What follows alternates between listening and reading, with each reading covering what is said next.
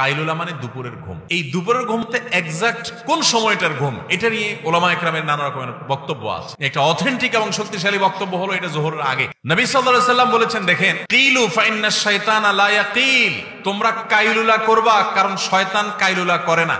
দুপুরের এই ঘুমটা এত ইম্পর্টেন্ট যে এখানে সামান্য একটু, ইতিমধ্যে এটা নিয়ে অনেক গবেষণাও হয়েছে। পৃথিবীতে অনেক অমুসলিম গবেষকরা গবেষণা করে বের করেছে যে দুপুরের সামান্য কয়েক মিনিটও যদি মানুষ ঘুমাতে পারে তাহলে সেটা শরীরকে এত বেশি সতেজ করে এবং এত বেশি কাজের স্টামিনা দেয় যে সে অন্য সময়ে ঘন্টা ঘন্টা ঘুমালেও সেটা পায় না। আবার সকাল থেকে টানা আপনি কাজ করছেন, দুপুরে একটু ঘুমালেন, আবার টানা সন্ধ্যা পর্যন্ত আপনি কাজ করার স্টামিনা আপনার শরীরে পাবেন, স্পৃহা আপনি পাবেন।